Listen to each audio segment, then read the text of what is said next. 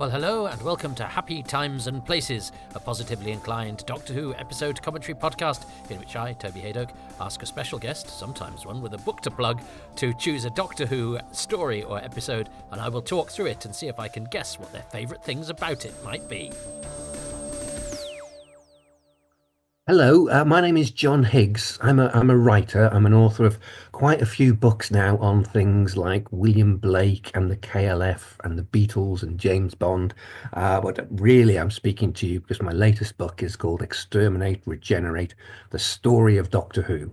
And having to choose an episode for Toby it's hard, but I think Amy's choice has to be the one. It's such a brilliant and special episode in ways that I'm not about to say now, but we'll be back later to talk about.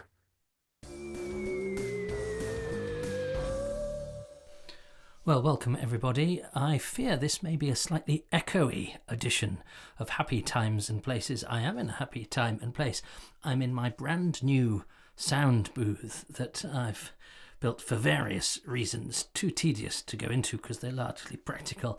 But so whilst it is much better than the lash-up, the very Doctor Who-y lash-up I've previously inhabited for such broadcasts, because if you weren't aware, during the pandemic, what I did was I inverted my DVD shelves. I lined them with sponge and created a sort of cupboard of joy that the BBC said, but that's an amazing studio you've got in your home. No, it's not really a studio; it's just my DVD collection, but backwards. And so I've been broadcasting from there ever since. But I've decided to go the whole hog now and build a studio in a different part of the house, because frankly, where it is, I suppose what will now be my old corner. Is not practical if anybody's about. I can't do any recording, so here I will be exiled to a particular not to a particular time. I'll be exiled to a particular space so that I can record at any old time.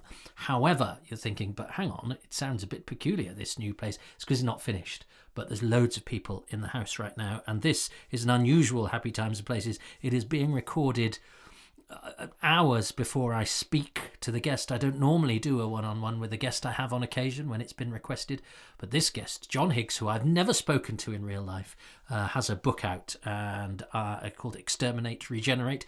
He may well have mentioned that in the intro, but if he hasn't recorded it yet, so it's all whether I remember to ask him to do that. It's nice to give people who've undergone some hard work, who've been involved in some endeavour on the behalf of the world of Doctor Who, and John's book is excellent, to tie in a plug, because we can't just have a blatant advert, can we? So he's going to advertise his book whilst telling me his 5 favourite things about his Doctor Who episode of choice. And choice it is. This is a story that was choice by name and choice by nature. It was 15 years ago as I record this. It was a month short of 15 years ago, almost exactly. And I mean, gosh, when I was watching The Five Doctors, which I think of as, a formative time, I've been watching Doctor Who a long time, but The Five Doctors is kind of an anchor for me. This is the equivalent of the Dominator, something like that. So when I was watching The Five Doctors, the Space Pirates was more recent than Amy's choices to where I'm talking to you from now, which I find extraordinary. And I've never even seen the Space Pirates. In fact, the idea of watching the Space Pirates could only manifest itself in some kind of crazy fever dream. But a fever dream is what this story is. Amy's choice, not a story I've seen for a while. I seem to recall quite enjoying it. Well, we might talk about that when we get to it, the circumstances under which I watched or did not watch this the first time around. So yes, hopefully you all have heard from John. I will watch the episode and choose my 5 favourite things, and then we will jump forward to a Zoom call that I'm going to have with John later. Hasn't happened yet, so I'm all in the dark. Now that doesn't matter because I never listen to people's choices beforehand, but at least I have them in my presence, so that when I've watched the episode I can press play on what they've sent and hear it unfold in front of my ears. But I've got to, obviously, to play fair, I've got to record my 5 favourite things before I speak to John, because otherwise he might go, I chose that blade of grass. So I was like, well, what a coincidence, so did I. So here I am in my quite echoey, apologies for the echo. Future broadcasts won't be quite so echoey, but I'm doing this one under slightly strange and jerry-built circumstances. But it's all part of the process. So I am going to press play on Amy's choice. First broadcast nearly 15 years, which seems impossible, before I record this in 2025. This was broadcast at 6:25 p.m. on the 15th of May 2010. Would you believe that? I certainly wouldn't, because I think of this as being new who. And well, let's see if time has buffered its shine or dulled its luster. I don't know if that's a mixed metaphor or not, but I don't care. And we will press play in 3, 2, 1. Well, automatically I like the feel of this, the lovely sort of pastoral music, this beautiful, I do love the English countryside. I am from there, and it's odd, isn't it? Because Doctor Who is often set in a buzzy metropolis, and an urban setting for Doctor Who is a hugely helpful thing. Cybermen, St Paul's Cathedral, Daleks in front of the Houses of Parliament.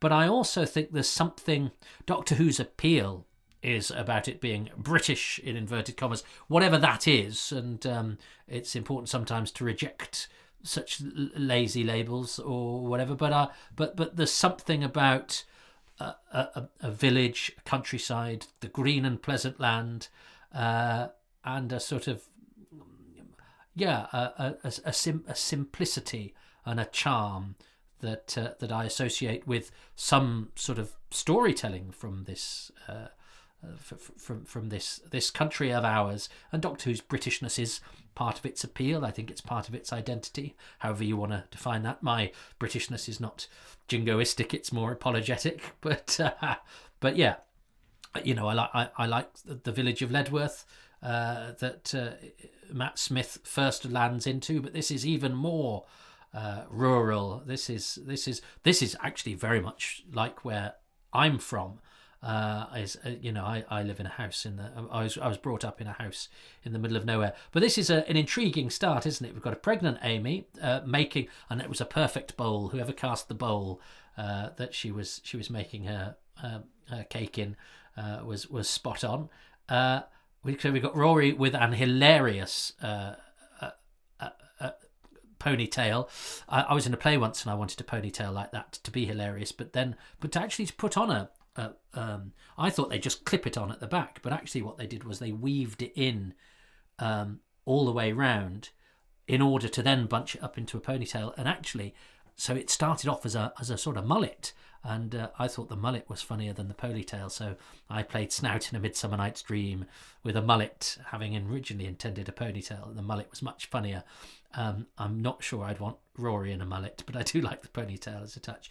But this is lovely because it's got creepy villagey feel, which is very sort of Doctor Who, and we've got this gang who are all comfortable and which is all nice and lovely, except we know that they weren't like this last time we saw them.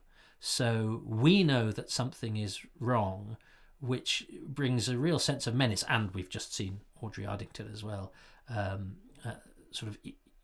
spying on them from through the window. But I like the juxtaposition of this ordinary, nice, relaxed chat, whilst we know that something is amiss, because last time we saw these people, they weren't like this. And we're gonna get a bit weird and dreamy now, aren't we? I do like. I wouldn't want every Doctor Who story to be like this. This reminds me a little bit of the Avengers. It's slightly strange. There's a slightly disconcerting vibe about the village that they're in, and then we go un-Avengers like, and we go into sort of weird, dreamy story, flashbacky thing, and we're going, oh, what was that. Now, of course, we know that they won't have just started a story with a disposable dream sequence. That's got to speak to the story that we're watching. So I think it's an unusual start. It's a slightly disconcerting start.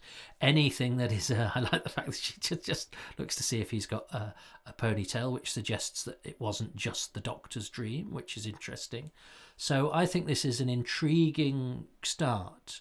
I wouldn't want, as I say, I wouldn't want every Doctor Who story to be like that.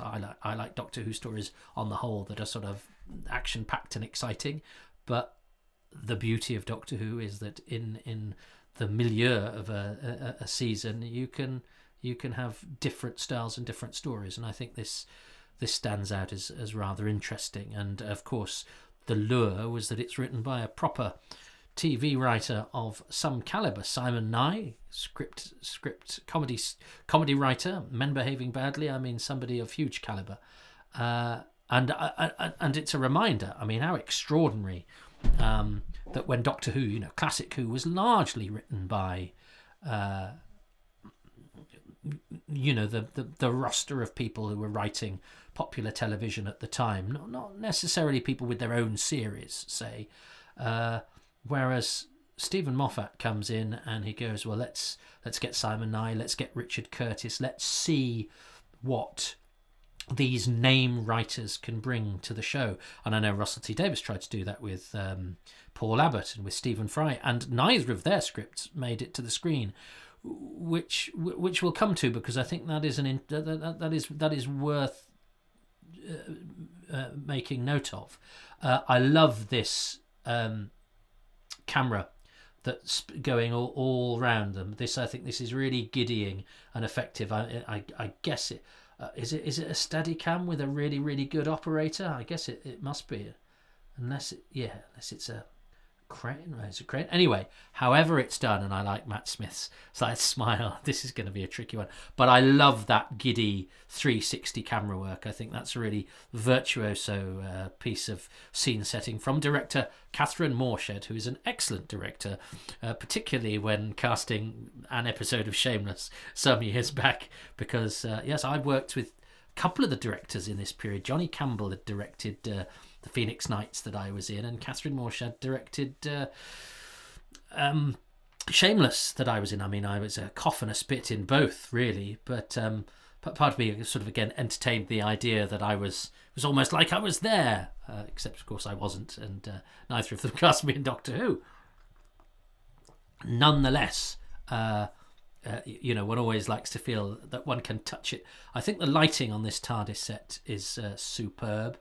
I love Matt Smith's sort of overgrown child thing. He's really, really good, isn't he? I do love Matt Smith. I think he's really Doctor Who-y. Now, bear in mind, I haven't seen this for ages. I haven't had time to prepare. Sometimes, if it's an episode I'm not too familiar with, I will rewatch in advance. But I do not have the time at the moment, because as well as John Higgs having his book, I am editing the typeset version of my book on the Quatermass Experiment, which is out on May the 12th from 10 Acre Films. So I'm going to take you back to 2010, when I should have watched this when it went out. It was the first episode, I think, of this season that I could not watch on broadcast. Now, can you think of a time when, oh, look at this, the TARDIS is dark, and I think this is really great use of light and sound. Having the bird song within the TARDIS is fantastic, and I sometimes think dreamy stuff, especially if somebody's on a holodeck or it keeps going, when things sort of white out and then they find themselves in a different place. All that dream sequency stuff in sci-fi of this type can get a bit sort of tedious, but I think this is done really well. I think Catherine Morshed really juggles very well the sort of leaps of time and place, because sometimes I think you can disengage as well when it's a dream sequence. There have to be consequences to the real world as we understand it from dreams, and I think Doctor Who going into dreams is the great stuff that Doctor Who stories should be doing. We all have dreams. We all know what dreams are. Dreams can also scare us. I quite often wake up with a start in the morning, or in the middle of the night. I also am. Let's not get into medical diagnoses, but I've been forgetting to breathe, and I sometimes wake myself up with a big breath. But let's not get into that right now. This isn't a medical. This isn't a medical podcast. I do also love the central premise here of scary old people, and I understand that some might object and say, "Oh, we don't want to make grandparents scary," but there's something so sort of deliberately that the coziness is twisted on its head in such a sort of charmingly daft way that I don't think, it's not like they're grandparents that or old people that become, the scariest of Doctor Who monsters. There is a sort of slight comic sensibility about this comedy horror, because I think we're currently, as I'm recording this, undergoing a bit of a debate about whether a cat you never saw should be zapped off screen in a comic way in a Doctor Who. And I think, you get to the point where you don't do anything because there will always be somebody who will be upset by it. So you have to sort of be asked to be given the benefit of the doubt and go, we're obviously not advocating cat violence in the same way as this is obviously not setting up to seriously make old people scary, except in a way that is containable, and Doctor Who has to be scary in a containable way. And I think, again, I'm slightly reminded of the Avengers. The old people as baddies is to me a brilliant use of Doctor Who's possibilities to be strange, to twist the familiar and put a spooky twist on it. But it's also quite funny as well. Marauding pensioners, I think, is a hilarious idea. And here we have Toby Jones, who they did a trailer, I think, didn't they? Which was the first time that we saw Toby Jones and Bill Nye and James Corden, I think, popping up, and you kind of went, "Oh, this is this season. They're aiming high." It's I think when Doctor Who came back, there was a bit of a frisson about it, although I think it probably needed to establish itself before certain actors would have agreed to appear in it. But it still got people like Zoe Wanamaker, Richard Wilson playing quite a small part. But now it had been around for a while. They didn't take their feet off the accelerator in terms of getting A-list talent. And Toby Jones went from being that guy that I always felt a bit of a kinship with because he's called Toby, but he was that sort of that guy who was bubbling under the surface, being brilliant, but perhaps not hugely well known, to now being the guy who's everywhere and in everything, but deservedly so. He's excellent. I wish his dad had been in Doctor Who. Freddie Jones, a wonderful actor, great in The Elephant Man, but Toby Jones. In fact, I've worked with Toby Jones under similar circumstances to this. During the plague, I was in a play called Killer by Dan Rebelato, and I was the killer, and had some fantastic scenes with Toby Jones. Even though we've never met, we were on a Zoom call together, and he was recording under a duvet. I think he had dinosaur duvet. I think it must have been his kids or the spare room or whatever. But he had some dinosaur-y duvet under which, this is the technology on which Radio 3... So yeah, I'm apologising for my echo. I've done Radio 3 plays with a man under a duvet. So anyway, yes, I think this could have been a really annoying and kind of alienating aspect of this story, because I don't like stories that you can't follow to where you're completely lost. But I think this continues to have a thread, which means you're not, even though you're not necessarily sure what's real and what isn't and where you are, where you're not, it still it's not scattergun, it's not too scattershot to just leave you completely sort of blinking and unsure what's going on. But I missed this when it went out. 2010, only 15 years ago. It was possible that if you missed, I was in Liverpool, I was gigging. Now, was that the evening did I meet up with Rob Shearman that day as well? Maybe I did. Yeah, because I think, yes, because I was gigging, and I was going to ask if I could watch it in the comedy club. My nan was a jumper knitterer. That's a lost art, isn't it? Cake baking, knitting, darning socks. She never threw socks away. Your nan darned them.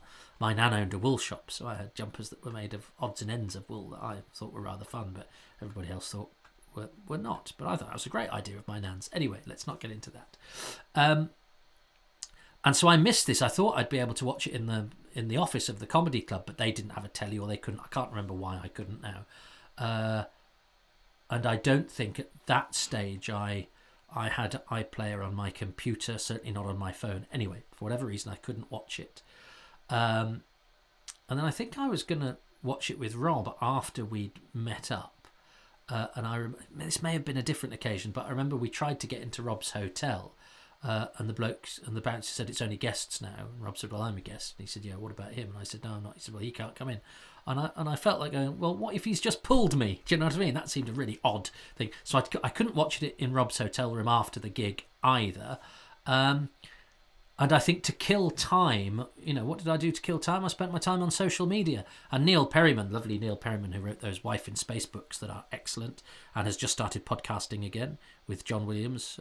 They were formerly of Tachyon TV, and now they do a podcast called World of Telly. And I would avail yourselves of their stuff. They're good fun and they know their onions. And World of Telly is doing everything but Doctor Who. And anyway... Neil put on his Facebook update, so the Dream Lord, so Toby Jones was the Doctor all the time or something, completely ruining the twist for me. And I was furious. Of course, you can't be furious with Neil because the episode had been on, and if it's perfectly legitimate to talk about something that has been on telly. It had been broadcast on the telly. It's not like he'd got a sneak peek and was ruining it. But I was still annoyed. It didn't stop me from being annoyed because of the only place you would go to in those days to distract yourself if you couldn't watch what was on the telly was on social media. And of course, it was a minefield. Social media is still a minefield, but I think we're slightly better at the rules. If you don't watch something when it goes out, you kind of know to avoid certain feeds or certain friends or whatever. But it means that I'm never quite, I think, appreciated this story in the way that I should, because the twist was given away to me before I'd even seen it. Now, looking at it now, I mean, he comes on wearing a bow tie, just he comes on looking like the Doctor. So there are clues there, but even so, because I was cognizant of going, oh well, I know who that is, I know what the twist's going to be. It means I never quite approached it, perhaps in the way that the makers would have wanted me to. I love the egg whisk. I'm really big on, and this house that I'm in at the moment has absolute nonsense pouring out of every cupboard drawer. I do totally identify with a Time Lord who has crap everywhere and in places that you don't expect. In fact, we have a friend who's helping us today around the house just get some things sorted, and she keeps finding pairs of glasses of mine. She's like, I've never seen so many pairs of glasses. It's like, oh, I need them everywhere, otherwise I can never find any. Now, how do we feel about the Rory and Amy stuff? I really like Rory. I think Arthur Darvill is extremely likeable and really good at the comedy stuff, and it's a part that with somebody who wasn't as deft and likeable as him would be the annoying, clumsy one, and he's never that. I think he gives Rory a bit of this is a bit like that bit in the Time Monster, isn't it? He's got a corkscrew. But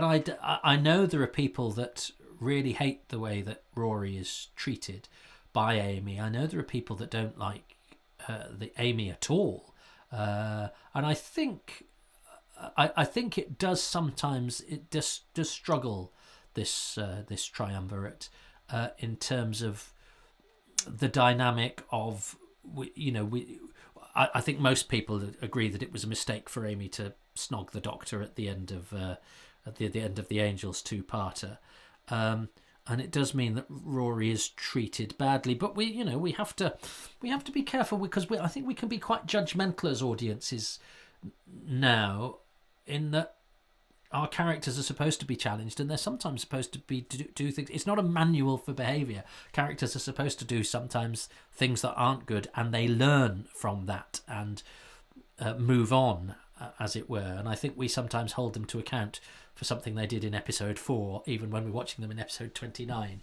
But I do think all the actors are excellent.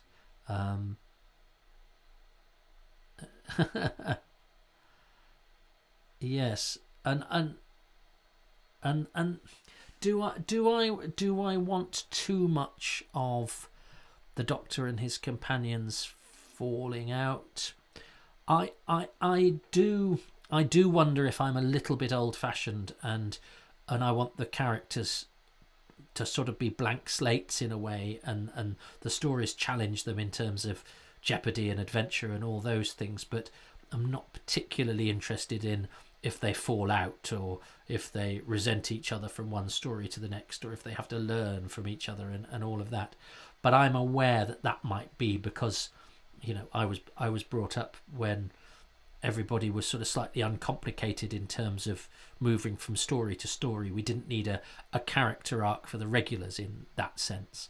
And I have to say, it's whether the Doctor and Amy can move on or whatever is usually the last thing I want to take from a story. I want to take, what's this monster of the week like? What's the setting of the week like? What's the particular threat?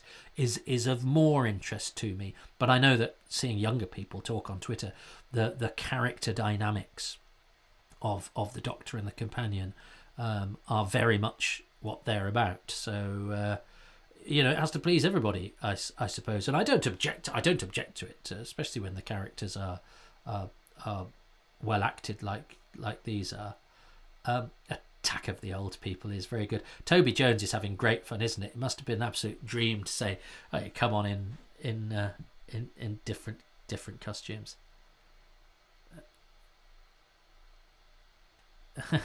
He's very good.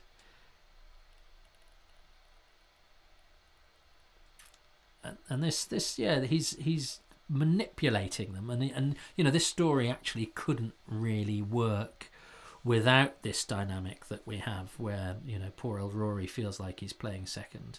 So it's it's what they've gone for. But it's a lovely setting. It's in, what is it, somewhere in Wales. See, this to me is a perfect Doctor Who image. And there is Nick Hobbs. Oh, bless him, he's just died recently.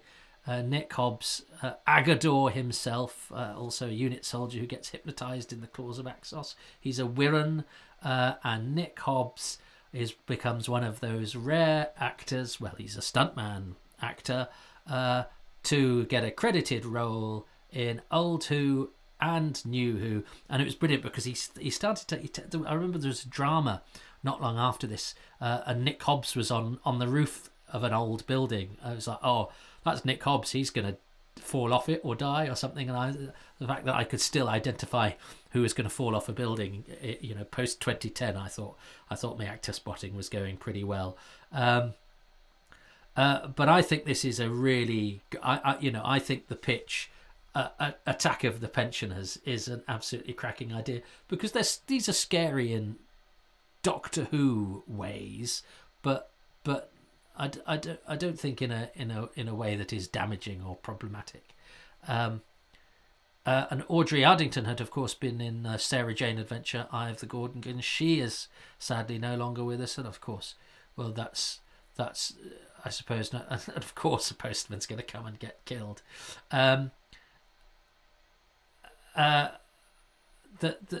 course, a story made 15 years ago that has a cast of pensioners. It's going to be. It's not going to be one where that's got a high survival rate 15 years after the event, is it? Now, here's something. I now forgive me. I'm going to be boring now. Oh, there's a change. You will say.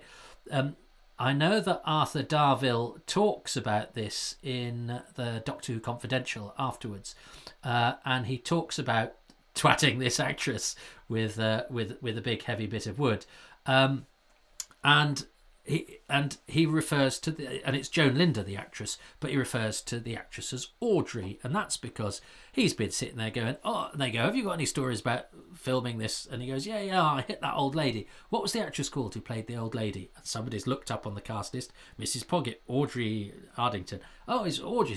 So it just goes to show that even first-hand evidence of the time should not necessarily be taken, as the real thing. It's just a research bee in my bonnet, is that I know some people, the actor recording very shortly after recording it name checks an actress, and if you think about this, if in the older days when we couldn't then go back and check the episode, we'd only have his word to go on it. Even cast lists weren't necessarily complete. If we were looking back to the Space Pirates from the Five Doctors or whatever, and an actor said, oh yeah, I hit Audrey with a thing, people would go, oh well, actually, despite what it says in the script, Audrey is the Mrs. Poggett is the actress that gets hit, or whatever. Anyway, he's wrong when he says Audrey, in the same way that David Tennant, on one of the commentaries, he's misread the cast list, I think, because he says that Gerard Horan, who's the farmer in Human Nature, Family of Blood, is one of the voices of the Toclafane, and it's not. It's Gerard Logan, different actor. But I think he sort of read that and thought that and said it in a commentary, and suddenly it becomes part of the documentation. So it just goes to show that check everything, even something which should be the most reliable, which is an actor talking about something that happened really, really recently. But that's just two examples that say, no, go back to before the source, before you're definitive about anything. So there's the lesson over for. And I remember thinking at the time, he didn't hit Audrey. Audrey's playing a different character. But yeah, that's not Arthur Darvill's fault. He's just gone, what's the name of that actress? I like the cold in this. That I think this feels. I think it's an unusual kind of piece of Jeopardy. I think there's something about the TARDIS with the power off that makes them seem a little bit vulnerable. And of course, we've had the setup of the ice planet and all of that. But it reminds you a bit of those stories of adventure, that weren't learned at school, Captain Scott or whoever. They're sort of cut off and they're at prey from something as simple as the elements. But that reminds me a bit of old Doctor Who in a way, where the environment itself is enough to get you now. It's enough to get you because reality is being manipulated. But and that's a beautiful effect as well. I think I like that. I like that white planet. I think that looks really funky.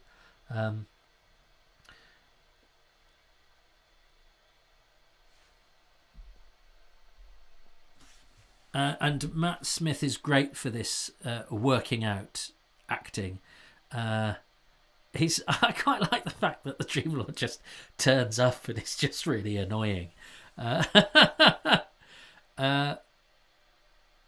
I think it's, again, you need a really, really good actor to do it. And he's brilliant. I mean, again, we've got Simon Nye, Richard Curtis, we've got Bill Nye, we've got Toby Jones. This is a series that is really aiming high. And even though this is, I don't think this, will necessarily ever be, held up as a classic of the season. And I don't know why. Maybe it's because it feels a little low stakes, and maybe the domestic setting is perhaps a tad too domestic. I don't know, but then again, Doctor Who is really effective when it juxtaposes the domestic with the terrifying. And I think a boarded up house with psychotic old people smashing through the windows is a wonderful, scary skewing of reality.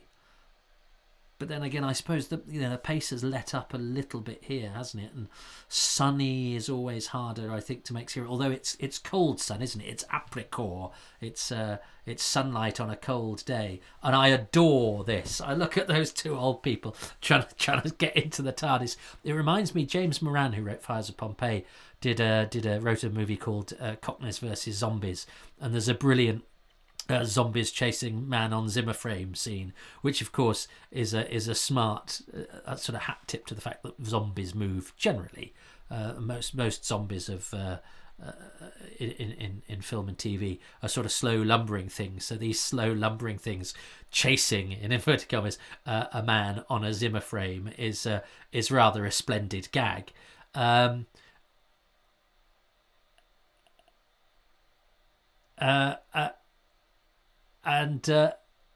so, you know, and Doctor Who is actually littered with lumbering monsters.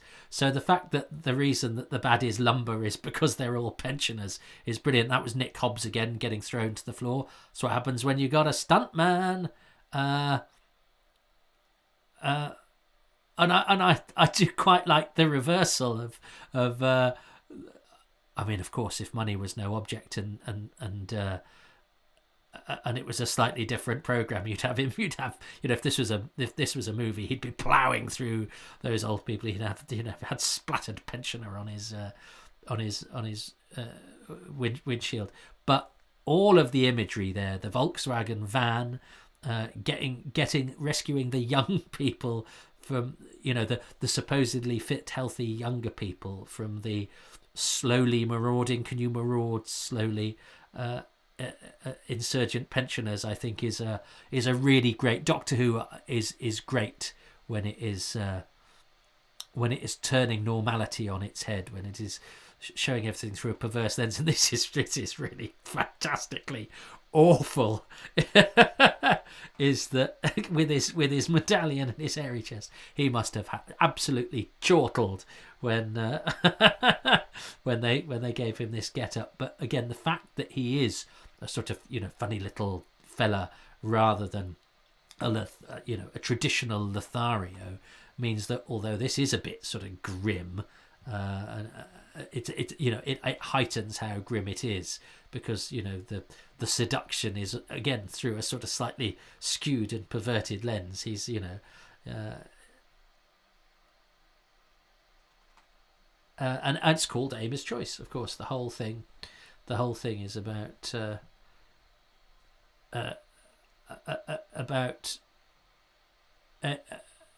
Amy having that, and that's sort of what Doctor, you know, and I like the jeopardy of that, in that I think sometimes with the fact that Doctor Who returns to Earth and the companions keep in touch with their family and all of that, in old Doctor Who, the companions usually traded in the life of adventure because it was dangerous, because it meant they weren't in touch with home, and in doing so they've gave up their life among the stars. And I think that is the dynamic that I kind of prefer, is that even though it's been compromised by, you know, hastily written lazy companion exits because of the way that television was made at the time, etc., etc. But I like this galloping theme for the Doctor, by the way.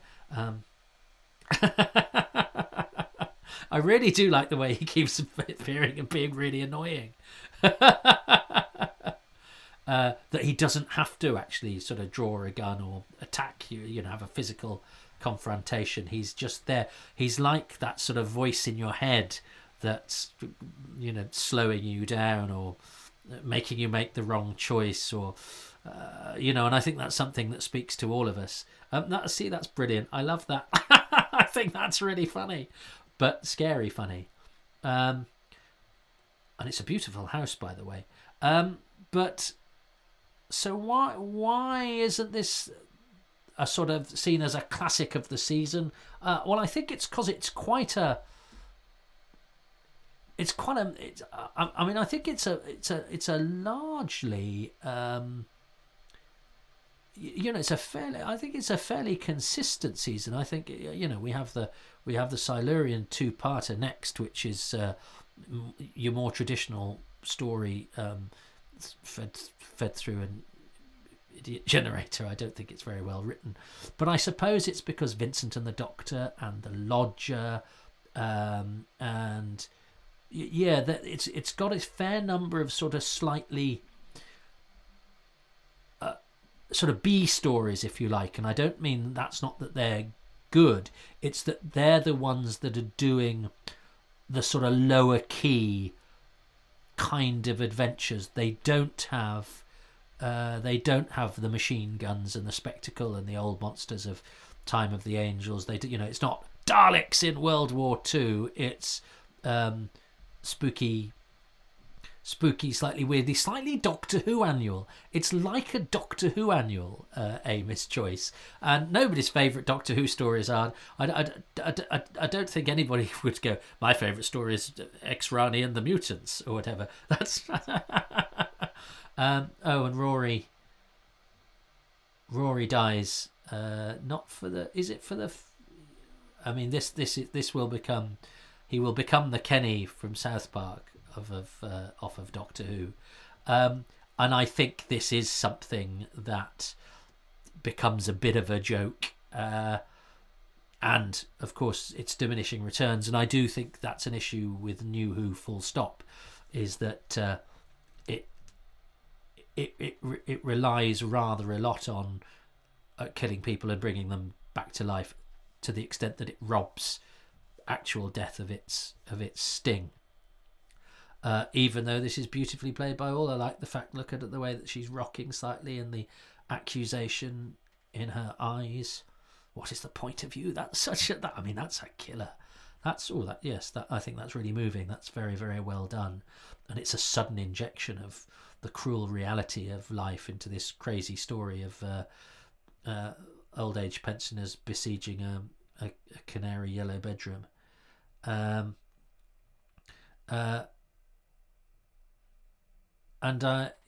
this is this is a head fuck, isn't it?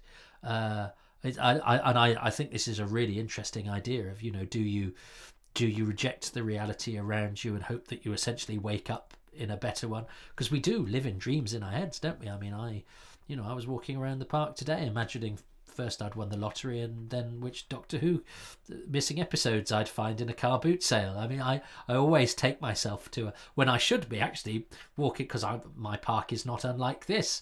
It's lots of outdoor space and lots of trees and lots of fresh air, and there I am in my head in a dream world. But I have my own dream lords and their own voice nagging, going, "You're not good enough. Is this, etc., etc." So I think it's very cleverly plays to primal fears, and there's an identity. The menace is something that we can all identify with. So, as I say, it works because it's unusual within the framework of Doctor Who. You couldn't have every story being like this, but and maybe the fact that it's not too far from Vincent and the Doctor and the Lodger, all of which I think are similar kind of odd, lower stakes. They're much more individual, really, aren't they, than Invasion of Earth or whatever. Which, you don't want the Earth to be invaded every week. But I think there are fewer stories like this in classic Who, if any. These are the kind of stories that are ideally suited to the 45 minutes. So maybe an old traditionalist who's used to old Who, I probably haven't quite got a way into this episode in the way that I have with more traditional ones, even though I adore it when Doctor Who does something it doesn't normally do. I adore Love and Monsters. I really like Turn Left. I've just been watching The Invisible Enemy, and Michael Sheard gets a similarly frosty face, and it's a brilliant, simple. I'm sure it's not that easy to do, but do you know what I mean? I think this imagery of this frosty TARDIS is really well pulled off, and it's the great Doctor Who thing of taking a familiar thing, the TARDIS, taking another familiar thing, snow, coldness, winter, and putting them together. And of course, as we know now, I mean, it feels like the end, doesn't it? But as we know, there's I think that was the clip of Toby Jones they showed in the trailer. But yes, having the TARDIS all covered in frost and snow, I think is a brilliant visual, and they act this really well. And I love the frost on the face. And Amy's choice is Rory. Of course it is, because the whole point about the Doctor is that the Doctor is, even though the Doctor is a hero and solves all the problems and saves the universe, the Doctor is slightly a step away from us. We can't marry the Doctor. That's a great. That's a great twist, because we think they've really wound the story down. You think it's going to end, but of course the Doctor is one step ahead, and the final twist is that the dream, that they would be trapped in the dream, and I think the consistency of the abstract, if that's not a contradiction, if that's not if I haven't created my own linguistic paradox, there is really works, because again I think when you're telling dream stories, they can get a bit annoying, because there are no rules. I actually think the internal logic of this is pretty hot, which is good, because you have to have that. Otherwise, it's just like watching an episode where they all wake up in the shower at the end. They make a virtue of the dreamy, but they don't use it to cheat. So I think I think it's a really smart adventure, and very nicely directed. Beautiful use of the TARDIS set. Feeds on everything dark in you, gives it a voice, turns it against you. I do think there's something about that. I think we're often our worst enemy is the voice in our own head. We've all got our own Dream Lord pecking away, and I think Toby Jones is brilliant casting for that as well. Yes, yeah, I think it's a really smart, clever adventure. I wonder why it's not one I go back to an awful lot. I wonder if it's because much as I appreciate the marauding old people, it doesn't quite have that sense of danger, because we don't know the danger is the danger until we realise that how close the dream has got us to actual danger. So I suppose we always feel slightly removed from the immediacy of death, even though you had that death scene of Rory, because they've said but it's a dream. So you sort of go, well, he's we'll probably be able to reverse this. So it's hard when you're doing a story about dreams, because you kind of know that the reset button isn't too far away, or that it's built into it that that you can't necessarily trust what is going on in front of your eyes, which is a get out for the writer.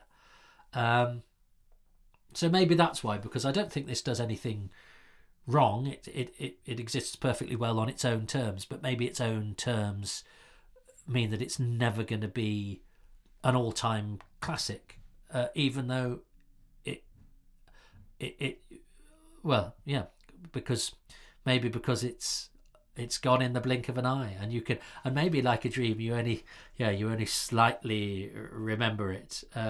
That's a nice way to end the Dream Lord in the reflection. But maybe it's because I the first time I watched it, I was slightly disappointed that I'd had its twist given away. I don't know, but it is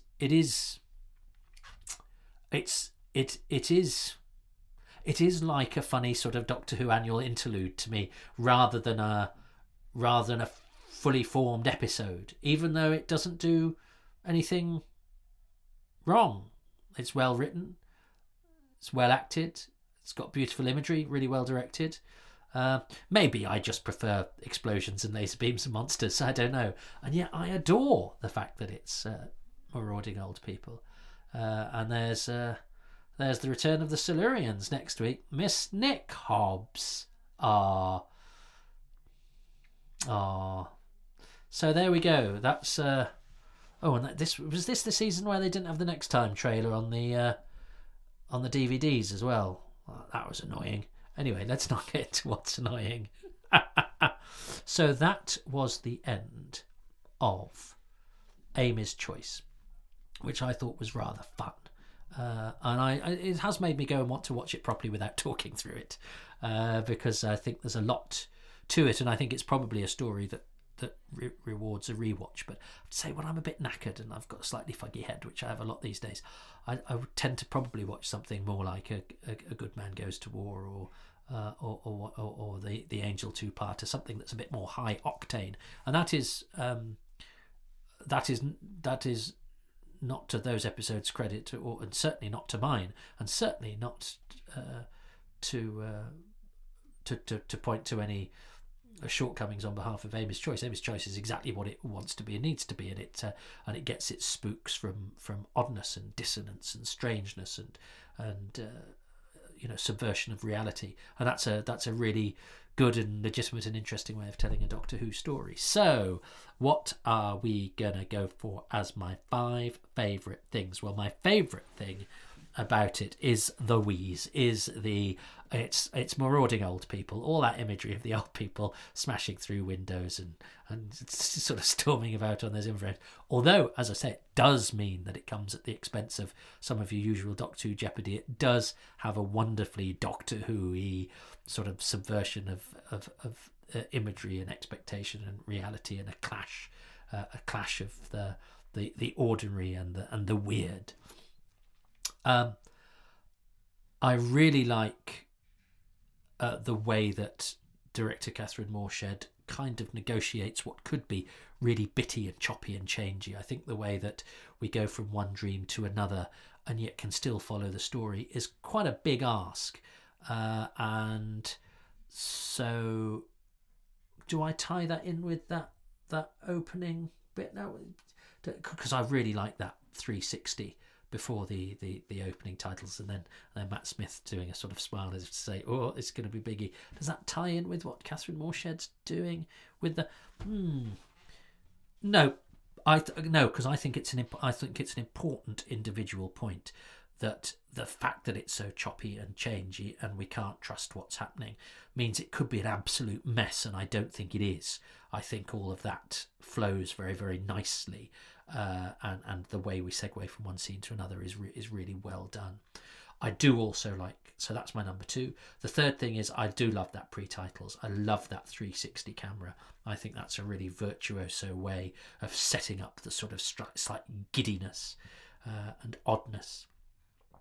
Toby Jones, I think you have to. I love the Dream Lord. If I had to pick up one moment, it's when he's got his dressing gown on and his medallion. But I think he's a really good villain. I love the way he just pops up to be annoying, and the fact that he turns out to be a mirror of the Doctor. The fact that your inner monologue is a sort of perverse version of yourself, I think is fantastic. And then the final thing is, I really do. I like the country setting. No, I do like the country setting, but I do think that that's maybe part of why the episode doesn't seem like the classic that it is, because I think the countryside is itself already a little bit odd. Whereas if it was a bit more urban, but it wouldn't be the same. It wouldn't be as good. I don't know, but I'm not going to choose the country, because much as I love the country and I think it's a good setting for Doctor Who, I think it probably needs to be augmented with a few more bells and whistles to be to be a complete contrast to its sedateness, if you like. So I'm going to choose the ice. I love the well, and actually the way that they use the TARDIS. I sometimes get a bit bored with stories that spend a lot of time in the TARDIS. I rather prefer the TARDIS to drop us in a new place with new characters, and that's what Doctor Who is about. When it's all about the companions and it's all set in the TARDIS, I'm kind of like, no, get out. This is not what I'm interested in. You are vessels to tell other people's stories, really. But actually, I think the way that they light the TARDIS in those early scenes, and then when they bring in the cold and the snow, I love all that feeling of cold that invokes Captain Scott in his tent as well, which harks back to some of the first sort of terrifying stories you heard about people perishing because of extreme environments. And I always like it when the environment is perilous. Because again, that sort of brings us back to early Doctor Who, where just the very act of time travel was, because it took you to different places, was terrifying. But it's a great visual with the ice on the face, and I love the fact that it's reminded me of The Invisible Enemy, which I've recently watched as well, where the same happens to Michael Sheard. It's a beautiful thing. It's a simple thing of just somebody slightly frozen on the face. Cold breath as well. That's very hard to do in the studio. But I really got the sense of cold, and the sense that that ties in with dreams as well, that they might be dropping off to their doom. So yeah, the cold iciness and the way that the TARDIS is stops being a haven of safety. So they're my 5 favourite things, and shortly I will be getting in touch with John Higgs via Zoom, and I will be getting from the Higgs's mouth what his 5 favourite things are about Amy's Choice. Well, it's the future. We are here now. I was recording that this morning, and now it's this afternoon, and now I'm face to face. Unusually for Happy Times and Places, I am face to face with my guest. So I think before we get on to Amy's Choice, John, we've been chatting back and forth because you've got this book out that you mentioned at the top. I think it begs the question, because as you say, you have form for writing books on popular culture, and you're extremely knowledgeable about a broad range of subjects. But Doctor Who is a special case. Why do we need another book on Doctor Who, and why are you the guy to write it? Oh, it's well, yes, that's a great question, Toby. I think there are a lot of books on Doctor Who, and they tend to be either official ones, which have a certain tone and talk about certain things, or they're the real gems in the world of fandom, which go very, very deep, and but it's very much fans talking to fans. I just had this sense that there was a lot of people who were kind of Who curious, who hadn't really sort of dived into the world of Who books. And to tell the story, once you get a certain distance and you see Doctor Who as not just the program and not just the people who make it and not just the people who watch it and not just its cultural impact, it's all of that. If you could get a distance and tell the story of all of that, then suddenly that 60 years evolution of this kind of extraordinary and implausible, cosmic trickster figure makes quite a surprisingly fresh story. I think we're so used to it that it's only when you get further enough away that you go, "Oh my God, this shouldn't happen. This isn't how fiction works. There isn't anything like this. This is something absolutely unique, really." And I think that's hopefully what I was trying to capture in the book. Hopefully there's for people who know their stuff, for fans, there will be plenty in there that will go, "Oh, that's a slightly different angle. I hadn't thought about it in those sort of terms," and it sort of be rich and rewarding enough for those, as well as providing the sort of an overview for people new to the world of Who publishing. That's the hope anyway. Yeah, it's funny because I was reading. I was very fortunate enough to be given an advance copy, and I've very much enjoyed reading it. I'm not blowing smoke up your ass, because if I hadn't liked it, we probably wouldn't be having this conversation. But my Facebook is currently full of well-respected people whose opinions are certainly worth a lot. Saying this is the best book ever written on Doctor Who. Oh, I I wasn't I expecting have to. that escalated quickly. Well, and I have to say, I always say, when I see a comedian do a joke that is so obvious and so good a joke that I didn't think of it. Yeah. So it's actually not that obvious. But as soon as they say it, you go, oh, I think that. Yeah. Why didn't I think of that joke? Reading this book, I was going, why hasn't a book been written like this before? Because it seems obvious. It's telling the story of Doctor Who, but as you say, it's not. It's not a private conversation Mm. that only a small number of gonks who know who Christopher Barry is will Mm. understand. But also, a lot of Doctor Who writing can be very parochial, where they've never heard of an actor apart from the fact they might have been in Blake Seven as well or Yeah. whatever. You take in a lot of the wider cultural stuff. You've obviously read interviews with people who worked with some of the people. So when you're talking about William Hartnell and what his character was like and how that might have impacted on some of the stuff that was going on screen. Well, you do that with everybody. Yeah. Yeah. You're looking at the pressures beyond the anecdotes that have emerged from TV Centre Studio 6 or whatever. So you've got a blank canvas. Mm. You've obviously decided to look further out than just concentrating on what goes on between the script editor and the producer and the director and the writer and what we see on television. Mm. So where did you draw the line, and how did you negotiate what could have been really sprawling but actually tells the tale? I mean, you cover a lot of ground, Yeah, it does. but But I mean, it's yeah, a lot of it is deciding what not to cover as much as what to cover. I mean, I didn't sort of write about unit dating or something like that no. because it's been said, and I sort of have nothing more to add to that sort of thing. But what does interest me is the way that the character behaves and grows and changes and evolves by just this constant stream of writers and actors and directors and producers sort of giving part of themselves to it and imprinting part of their own personality onto this sort of, it's not a blank slate, but this character which then outlives them, and that part of them becomes, immortal as it is. I think it's something to do with the way that there wasn't one particular individual who created this character, who had the vision in the way that like Ian Fleming created James Bond, or J.K. Rowling created Harry Potter, or Arthur Conan Doyle created Sherlock Holmes, something like that. And because it didn't have a creator who sat down and said, this is what the character is, and therefore this is what the character isn't. It's people being able to pass the character from writer to showrunner to showrunner, all of who felt free to you know, do what they wanted to with it. There wasn't a sort of in the way that, when people write James Bond books who aren't Ian Fleming, or the Sherlock Holmes books written who aren't Arthur Conan Doyle. They're often great, but they're not. They have a lesser stature. They're sort of outside the canon.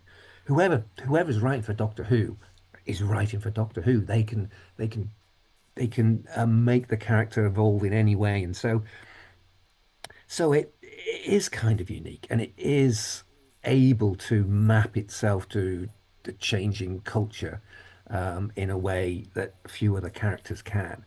And I guess, I think it's more than that. I think it's the way that it impacts on people in a way that they can't really explain and never really get over. I think I've been thinking a lot about people uh, who aren't into the program now. And that's normal, when a long running program, you sort of drift in and then you drift out, maybe EastEnders, or Have I Got News for You. It's not a big deal if you're watching it or you're not watching it, you just sort of drift away. And people who feel that, oh, this version of the program isn't for me, they can't kind of drift away.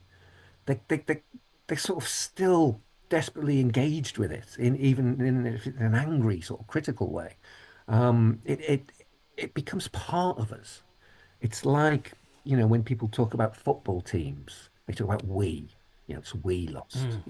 It's not like they lost, it's we lost. It becomes part of our identity. There's in our lives, there's friends and family and colleagues, and also fictional characters.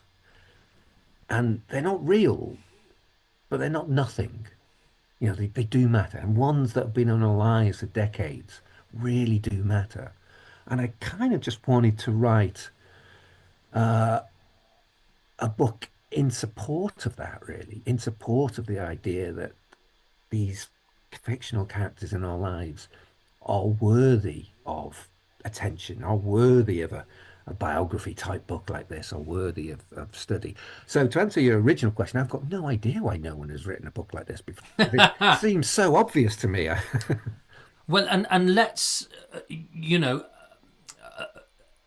make sure that people don't think that what they're getting is Doctor Who: The Unfolding Text, which I remember finding at my university library Yes. and thinking, "Oh, this is the clever book about Doctor Who," and it's largely impenetrable. I think the gift Yeah. that you have is that it's accessible to I like to think I know a fair bit about Doctor Who, Mm. but even if I was reading about something I was very familiar with, it's not only your perspective as well, but you've written it's written it's cultural history that's really engaging. You're not there to show off how much you've read or to baffle us with comparisons and juxtapositions. It's a very accessible and enjoyably written piece. Thank you. Yeah, So that's what it yeah, should so be, it's really, shouldn't it? It yeah, we're should not we're speak not from that wading through lens. footnotes and things like that. It's you quote your sources because Mm. it's a fastidious piece of work, but it's not you're not chomp. It's not a Brussels sprout of a book. You're not having to chomp through it to get the goodness. Do you know Um, what's shocking to me is I've had people who read the book in a day, right?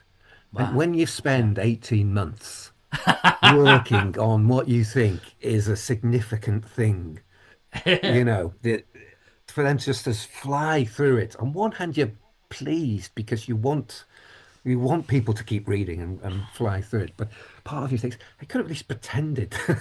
Yes, savor it, savor it. It's like if you cook somebody a meal, you don't want to just Yeah, wolf it down. absolutely. Absolutely.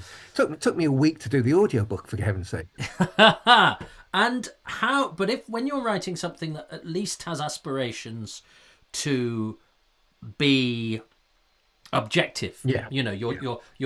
you're looking at outside um, influences and you're trying to assess something with an objective eye. Yet you like Doctor Who, you're a Doctor Who fan, Yeah. and obviously know your stuff. How do you stop personal taste influencing the tenor of what you're You writing? you just have to keep checking yourself. That I mean, that is from the start, I knew that was the case. I'm not there to say this era is great and this era is not as good because I know full well that it'd be read by someone who thought the exact opposite, and that every particular era, no matter whatever you think the nadir of the program was, you will find someone who goes, "Oh, I love that story. That Mm. was brilliant." So I was not trying to do that. I wasn't trying to hide the fact that I do love Doctor Who. I didn't think I'd be able to hide that. The fact that I was writing the book is kind of a clue, that I thought it Yes. was worthy Well, of that. So I think there's a lot of love in there.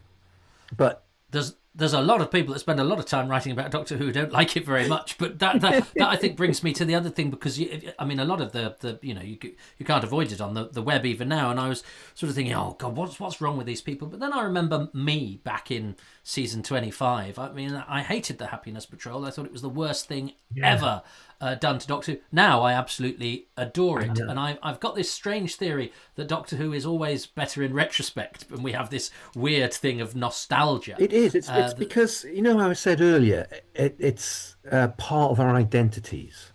It's part of us. And when a football team's part of your identity, you're nervous about whether they're going to win or lose, and if they're going to the bad patch, and you feel that reflects badly on you.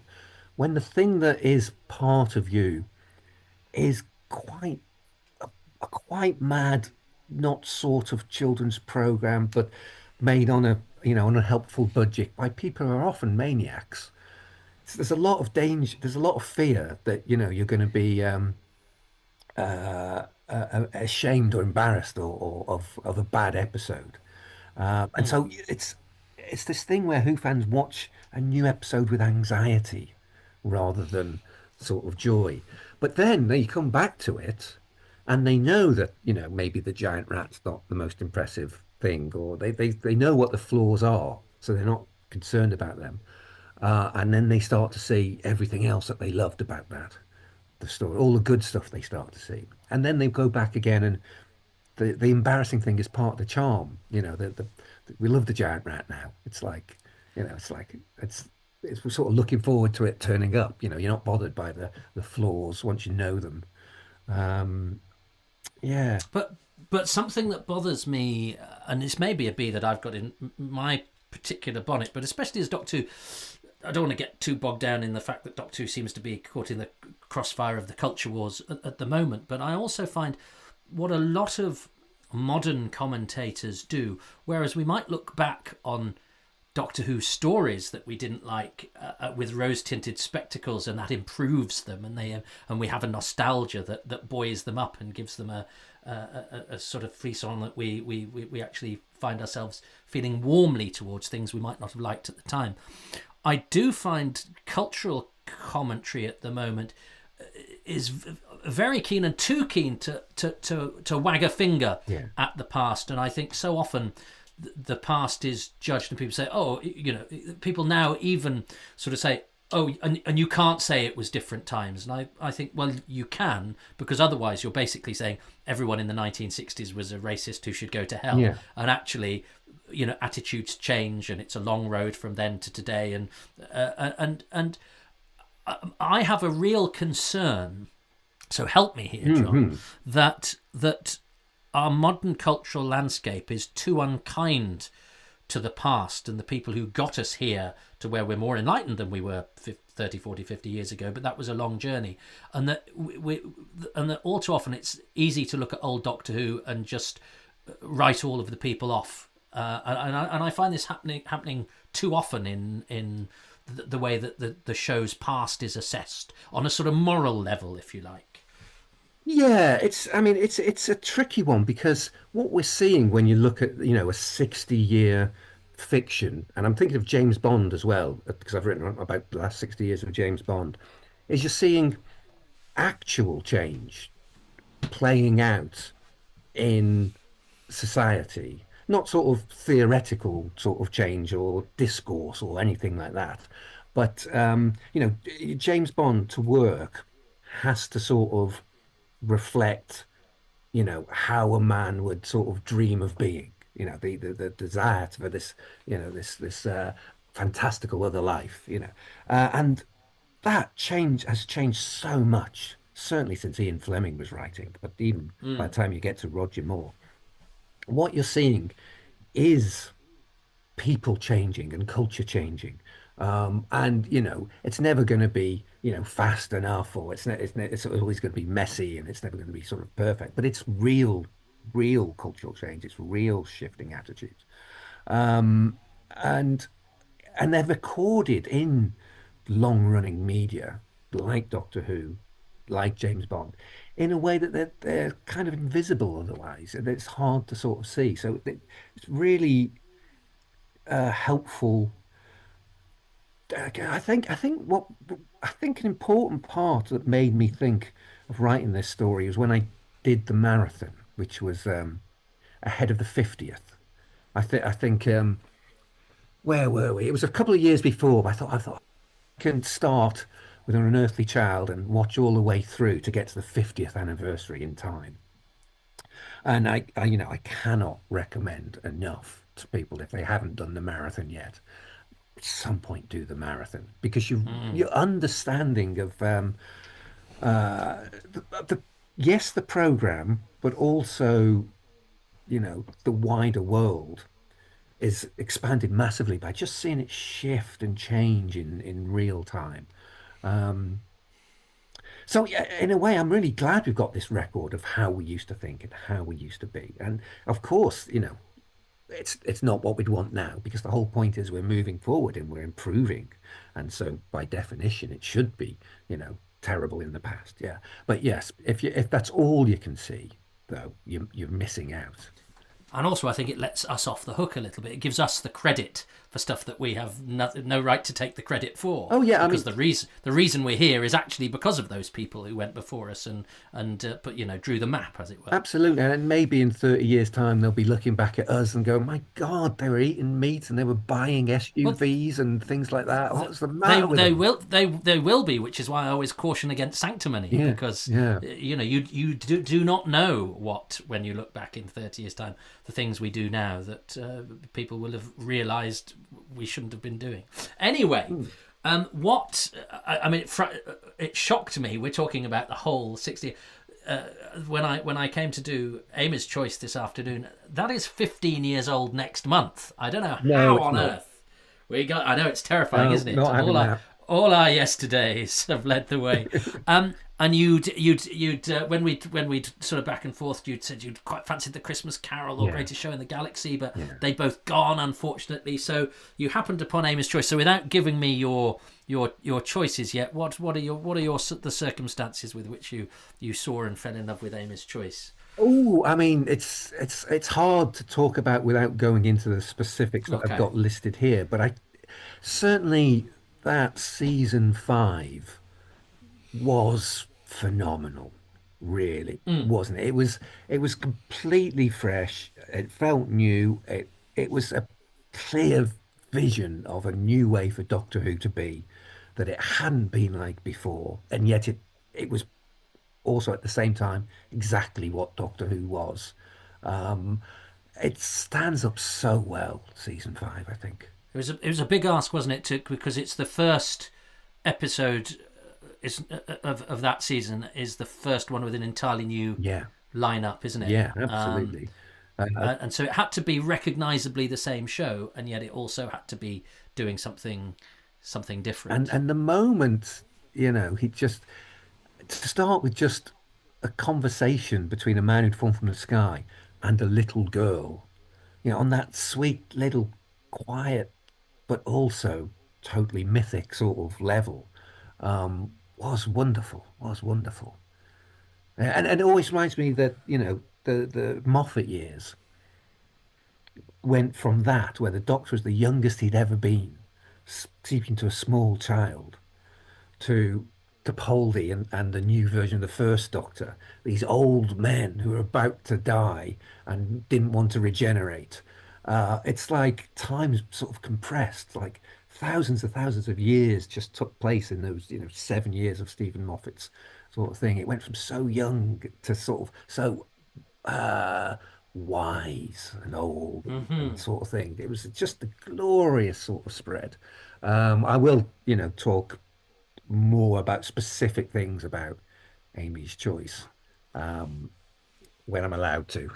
Okay, well let's dive in. So what is your first favourite thing about Amy's Choice? Well, the first thing I'll just put it first because it's the one everyone has immediately guessed, and the one you would have definitely have had on your list, and the one I don't think anyone watching would have not chosen, which is Toby Jones as the Dream Lord. Yeah, Because is I mean I would have loved it if the Dream Lord came back every Doctor. Every Doctor had their version of Toby Jones, specifically Toby Jones, but in all the sort of costumes. yeah. Um, Obviously, he's an extraordinary actor, Mm. a very, very powerful actor. But for such all-powerful, scary villain, not going big and booming and, the voice of Sutek and, not being that sort of overly powerful thing, but just an actor like Toby Jones is so powerful. And I don't quite buy the psychic pollen explanation. By that I mean I do wonder if the Doctor was lying to Amy about that's the reason for the Dream Lord, just as a sort of little excuse. Because he did have the air of someone, this dark side of the Doctor's psyche manifesting, of someone who can't come back. And at the end, where he just goes, "I withdraw for now," he could totally have come back. Well, yeah, I mean that's and it particularly struck. Obviously, this time round when I was watching it, I was having to talk at the same time, which is a hard way to digest it. But I was particularly struck that I don't think I had been the first few times I watched it. Is that he's not a villain in the sense that he's not there with a gun, as Yeah. you say, he's not shouting. And Toby Jones could have made him threatening, but actually, I think the casting says that he's a funny little Yeah. man, and to make so he's actually the nagging voices in your head He is. That's is exactly it. and as somebody who as I get older has more and more of those Yeah. and I think they've probably beset me more than anything else in my life actually. Ah, Those you are your own worst enemy in yeah. the sense is that's what it's saying Because is, they're and it's and cruel I, as well, aren't they? They're yeah, cruel. that's it. Because that's what he does. He's quite insulting. Yeah. He jibes. It's whereas a traditional villain might say, "I am strong and you will be destroyed." Yeah. This one goes, "You're a bit useless," and oh yeah, your jokes are lame, or and he. But there's a truth. There's an element of truth to all of Yeah. them, and so I kind of read it as that he's this sort of malignant voice inside your head. He's a villain that Exactly. works as a metaphor, and I love it when Doctor Who does something that just says, "Yeah, it's not just a scary thing, but actually." This speaks to something in the same way that a good villain like a statue or a crack in the wall or a gas mask is in terms of imagery stuff that is sort of lying there, it's sort of latent within your psyche or Yeah. whatever. The fact that you've got somebody there who's chipping away at your confidence Yeah. and confusing you or making you make the wrong turn because self-doubt makes you go, well, I think it's there, but actually no, I would think that, so I'll go that way. I think it's really clever. Absolutely. Yeah, definitely. I agree with every word of that. And I do wonder if, for all I just dismissed psychic pollen, I do wonder if that could be an explanation for the gods that are turning up now. You know, because he does seem like a godlike sort of character. Yeah, They'll just yeah, create worlds and put you in worlds and things like that. It does. he's certainly more from the sort of toy maker kind of realm Yeah. than he is from where the Naimon come from or whatever, Definitely, isn't he? definitely. Yeah, I think God, the notion that gods are part of our psyche that we've just projected out into the world and given agency, yeah. sort of works well. So yeah, I mean, it's possible that we can't afford Toby Jones anymore, but Oh, he can come back every now and again. so Well, lovely. it shouldn't surprise you that so this is bad news for you, John, Okay. because if I guess three or more of the same things as you, I win. And Ah, I'll just let you know, I have only won, I think, twice in about 100 stories. So, so you've got to have done particularly badly for me to win. But I have yeah, started on a roll. So Toby Jones, but I think to have not chosen Toby Jones yeah. would have been rude. Yeah, absolutely. And I would be very happy for you to win because I like the Oh, notion that we're on thanks. the same wavelength and we're seeing the same thing. So I'm wishing you on. Okay. Shall I give you the next one? Give me the next one. Destroy my dreams. The tweeting birds as a way of of sleep or possibly waking appearing. I'm taking it from your face that you didn't pick the tweeting birds. But like I said before about your book and about the joke that you go, oh, Yeah. I think that, and I should have said, as soon as you said it, I was like, why didn't I choose the tweeting birds? The tweeting birds are Because phenomenal. it's genius, but it's genius in a way that you almost don't notice. Because I mean, I cannot think of any precedent for tweeting bird song means that you're going to fall asleep or wake up, Yeah, right? There's no precedent for it. It doesn't come from anywhere except it immediately makes sense and you immediately get it. And when you start hearing the tweeting birds as the program progresses, you get that thrill of, oh, that's it, the it, it motif. Yeah, works so well.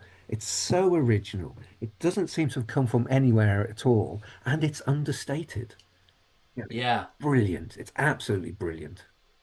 It is. Well, I'm prepared to be defeated on an observation like that because I think you're absolutely right. It's a brilliant use of a sort of subliminal sound and sound we don't talk about often enough because Yeah. every television program is a myriad of different things that make it work. But I think you've hit that on the. It's not an alarm clock. If it had been an alarm Yes. clock, we'd have gone. Oh, we can see what this is a shorthand for. So Absolutely. it's invented its own language, Hmm. and yet it's a language that we immediately understand, and Absolutely. that is not as easy as it sounds. I Oh don't think it no, even that's sounds easy. It's hard to not do. easy at all. That is No. very, very impressive. Definitely. Yeah, Yeah. definitely. Yeah. I hope whoever thought of that took the day off when they did, because that's a great idea. So we're 1-1. I will allow you the bird song. That's a very good, and especially it's because there's a moment, isn't it, when you first hear it in the TARDIS and you go, Yeah. oh, hang on, this is, Yes. and I always say that Doctor Who works best. That Doctor Who is dissonance writ large. Doctor Who is juxtaposition. Yeah. It is having a blue police box in front of either an ancient monument or a Yeah. starry vista. It is the juxtaposition of things that creates the strangeness Yes. that makes Doctor Who really work. It's the thing we know and what's beyond that. That's the Yeah. clash of those. So yeah, absolutely. And then there's the making of it, where it's trying to create outer space in a television studio. So Yes. it's even, that's even inbuilt into how it's done. All right, take me to number 3. Now, I hope this isn't too abstract. I've tried to avoid being too abstract, but just to boil it down as simply as I can, the originality, the fact that this isn't a story shape or story form that we'd seen before, it's not always based on the siege or something like that works. It's the story is the conflict within Amy expanded as metaphor to the whole adventure. It felt like no other story before it, and I don't think any other.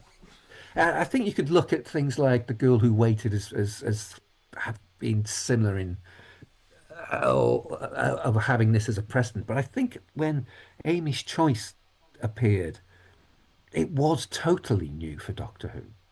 It was, 50 odd years into, 40 odd years into the season, and it was still capable of being completely surprising.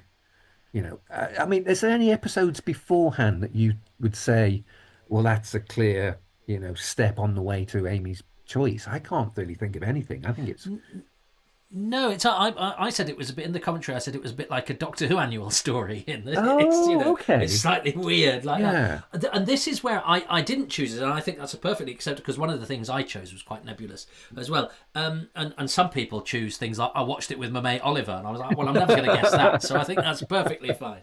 Or it made my cat happy. Yeah. But this is where I stumbled, and maybe you can help me, because this is a celebratory podcast.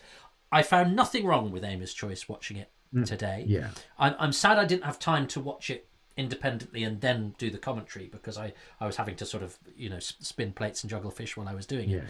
and probably mix metaphors too.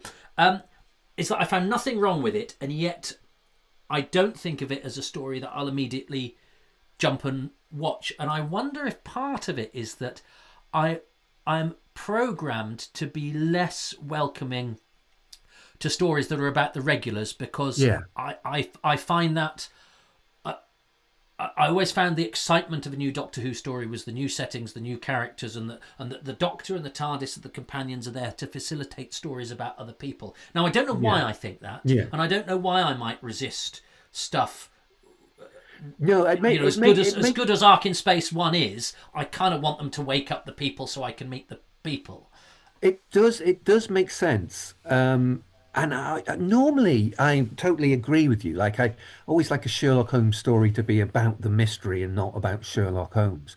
I think a large part of this would depend on, how invested you were in Amy, how Yeah. much you loved Amy. And, I watched it with my daughter who adored Amy. So I could see the real sort of love for the character there. And the way it's set up the rest of the season beautifully. The character of Amy, she's conflicted. She's got two possible futures. She's got a domestic one where she marries Rory, or she's got all of time and space with the Doctor, and she wants both. And there's that conflict between her, and they turn that conflict into this fantastic Dream Lord story, and at the end, it sets up the death of Rory in the Silurian one. It establishes, and you utterly believe it, that yes, she does love Rory. She's decided she does. That conflict is resolved, and it's Rory that she wants. And so, of course, they kill him off in the next one. In the next It's one. perfect like that. So I agree that if you didn't care for the character of Amy, it wouldn't have the same sort of impact. But alas, I do. I thought she was fantastic, so I'm all for this one. No, and I hadn't thought about whether because when Rory died in this one, I thought that was an effective scene, but I do find it a thing of modern television, full stop, that they can't resist killing people and bringing them back to Yeah. life, which I would say happened less in the olden days. Yes, I did. But it became funny with Rory. I don't know what it Yeah, was. it did, It yes. was that scene where he reappears as the Roman soldier and the doctor sees him but doesn't twig that he's the Kurt. And then when he finally realizes that Rory's back from the grave, is one of the all-time classic scenes, I think. Just it was hilarious that scene. Just love that scene. Um, yeah, yeah. Yeah, well, I think that is a good choice because there is nothing quite uh, like it. So yeah no. So you're it's 2-1 to you, John. You've clawed it back, and this could actually finish it for me. So let's hope you choose something Well, I have I chosen. What's your number I 4? suspect that you would have chosen my number four, which is the Doctor's sleepy run after he's referred to as, oh, don't worry about him, he's Mr. Cool, and it cuts to him sort of running this wobbly, trying to stay awake, sort of ludicrous, stupid run through the streets of Ledworth. No, it's brilliant, and I was probably gassing on about some actor fact or something. So no, I'm Ah, hoist by my own pedantry. it's It's a brilliant. It's brilliant. It's perfect, Matt Smith, it's isn't it? perfect, Matt Smith. It's the fact that he was such a, not a clown, but such a ridiculous character, and yet they were calling him Mr. Cool because he's so uncool that he's beyond cool, and that makes him cool. It was, I think, for an actor to get to do a stupid run through the streets like that must have been a joy. I'm sure that's what they get into acting for. Well, and Runs I like that. and again, it's one of those things that's not as easy as it looks. I think both Matt Smith and Arthur Darvill, if they'd been less able actors and less charismatic people and less gifted comedically, Yeah. some of that stuff could have been really bad. Yeah. Yes. True. Very true. And I think Matt Smith is brilliant physically. I think his elbows are a real asset to his Doctor. They're all over the place. Absolutely. It's like he will save the universe and knock over a Toby jug while he's doing it. Yes. And I kind of I love that because I think that speaks to what the Doctor says to kids who might themselves feel ungainly. Yeah. It's not like watching a show where I worry that almost everybody on television these days is buff, and Yeah. I'm sure Matt Smith is in perfectly good shape, but he doesn't look like somebody you can only be if you go to the gym 3 times a day, Yeah. Absolutely. and I think that's a vital message to send out to young people. And it's, he was one of the doctors that establishes himself immediately as the Doctor in his opening story. Don't get me wrong. He was absolutely the Doctor by that point. But something about that sort of funny run uh, is so confident and so singular and so, this, we're not doing it any other way, it's this way, that he is so the Doctor at that point. But Well, you've highlighted a flaw in this podcast in that I miss things because I'm talking about something completely unrelated. But a strength of it is that the guest will then come and shine a light on something I didn't even mention the run. I can't even remember what I was talking about. It was probably tedious. But then you come along and go, what about this bit? And I immediately go, of course that bit. It's brilliant. yeah. And so, in a way, what is wrong with this podcast is what is right with it. And that is the kind of juxtaposition we like with Doctor Who. So you've defeated me, John, but let's see if I can at least claw back some ground with the last choice. Yeah, well, maybe you will. I think the last choice is the alien monster inside the old people. So when they open their mouth, you can see the alien monster. Is that with? No, I Oh, didn't. I didn't. No, I didn't. I will tell you my choices when we've covered this. It is a very effective. It's an effective visual. I mean, it's quite an ageist thing. It's for a kid audience. It's like the old people are like scary because there's something in them. There's something terrible in them. So for children watching, it's hilarious, you know. But also thematically, it is what Amy was scared of, you know, the domestic choice, yeah, the sort of maternal life that she could have had with marriage and children and things like that. The idea of something inside her and her getting old, her being old and something inside her was absolutely her fears. So it makes total thematic sense that in that particular world created by the Dream Lord, that's the monster. It's her Mm. fear. It's clever on all these different levels. And if something can be thematically good like that, but also really funny when you're seven, you know, Mm. you've got it. You've absolutely got it. Well, yeah. I mean, I was close with that in that, and I think it would have probably.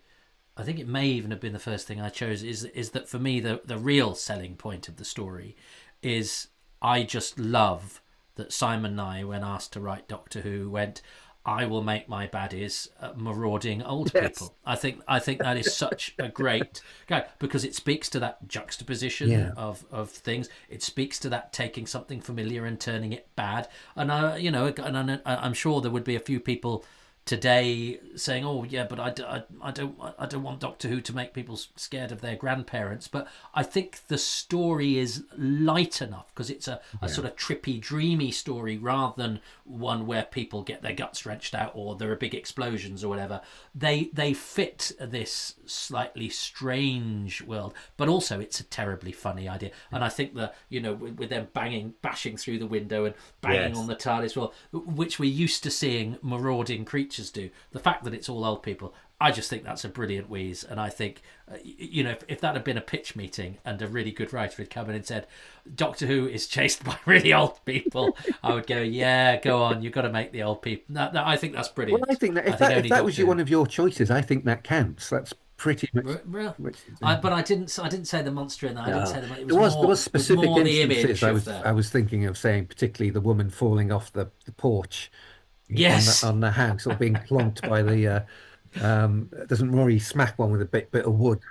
he does. He does, and I think Doctor Who is sort of about it's containable. Nobody I think is going to go right. Nobody would think that's saying you should go out and smash a granny over the head. Yeah. But it is really it. I think it is, and it is that thing that Doctor Who should. It's funny and it's scary, and sometimes both at the same time. Yeah. And long may it be so.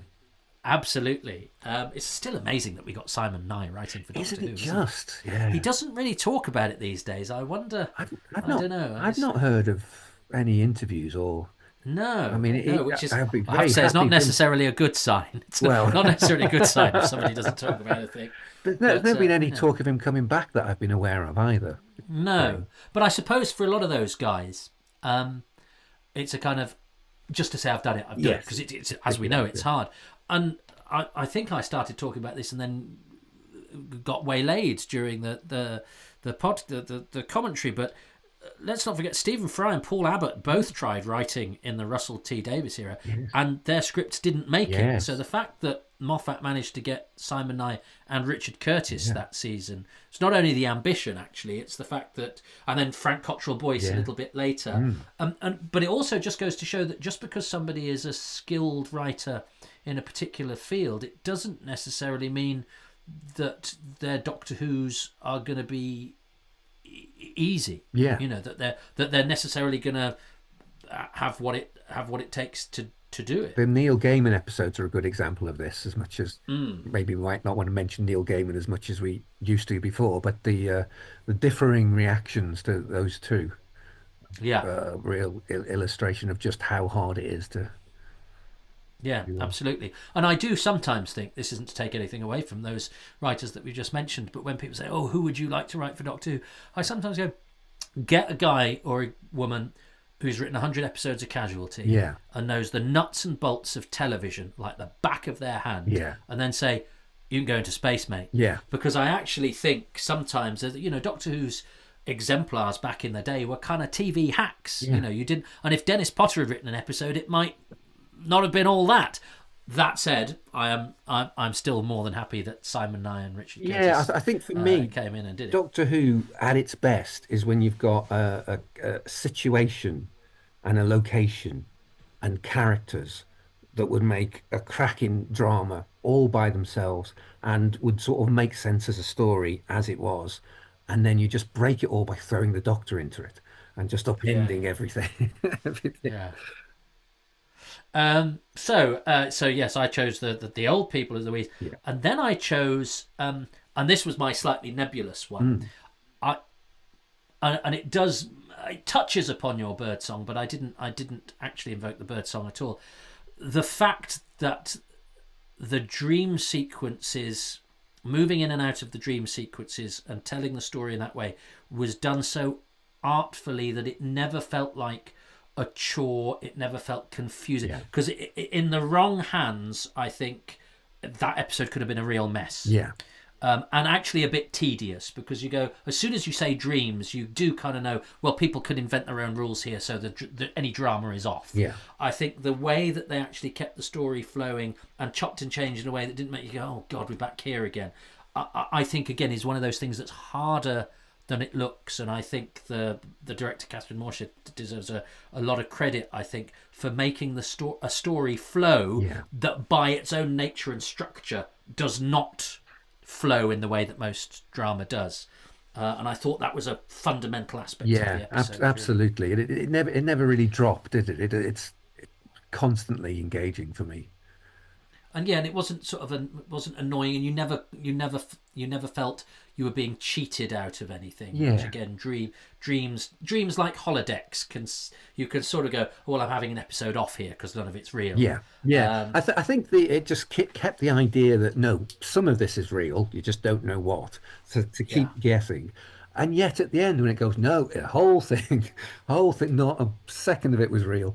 It still didn't feel cheated because you'd had such a good time. And I think the emotional conclusion of Amy resolving this conflict within her felt so satisfying that I think if you didn't have that, the realization that everything was a dream would have been like, oh, for God's sake, type end. but of course, everything not being real was also the threat, because it Yeah, was that's if they hadn't realised that, that's what would have killed them. yeah, Um, and that brings me to the actual the seeming threat of the. I loved what they did again, going against my normal tastes. Is I actually liked the bits inside the TARDIS where they're getting cold. I love the frost. I love seeing snow in the TARDIS. That's another of those beautiful juxtapositions. yeah, I like the way the TARDIS was lit at the beginning of the show. So I thought the fact that the sanctuary became this place where when the power was off, they were getting cold. Suddenly, they weren't even safe inside the TARDIS, and they were not safe from something as prosaic as temperature. yeah. I thought was a really interesting way of it. It felt like their life was ebbing out of the episode that I rather And liked, while the strange stuff was going on. and in some ways, it was Amy stepping up to try and help them with the ponchos by making those blankets into the ponchos, and that giving that immortal line. What was it? My poncho boys. If we're going to die, we're going to die like a Peruvian folk band. Yeah, it's a good line. But I think but now, and I like snow and I like frost, Mm. and I've just watched The Invisible Enemy, and there's a bit where Michael Sheard has frost on Oh his face, yes, so it made yes, me that's right. fondly remember that. Yeah. But saying it out loud, it was like, why didn't I choose the bird song? That was a much better thing to have chosen. And my final thing, which I remember the first time I watched it being impressed by this, and I do think it's that virtuoso 360 camera move just before the opening titles, when they wake up and the part where and the camera, I think it must be on a steady camera, but however it's done, or maybe a crane, and the camera goes all the way round everybody, and it's just such an unusual move, especially when you're used to multi-camera studio stuff, Ah, that it automatically sets up that this world is slightly crazy and slightly strange, and it's a great way to take us into the titles. So I think it was my way again of sort of pointing to the director whose work I think can often be too subtle Yeah, to be noticed. yeah, sure. But again, saying it out loud, I'm still kicking myself for the bird song. Anyway, you defeated, but Oh, I still don't know. I've really enjoyed talking about it, so I still don't know why it's not one that makes me do somersaults, and I wonder if it is because it's so unusual. Um, I wondered if it was because the stakes seem less because there aren't the traditional explosions and monsters and that it's for me to get over rather than the story to apologise for being itself. I mean, And I think you've helped me with that. you're right on it. It does just focus on the TARDIS team, and there's no one else at risk, and there's no one else to save, and there's no worlds to upturn or anything like that. It is a more uh, internal sort of thing.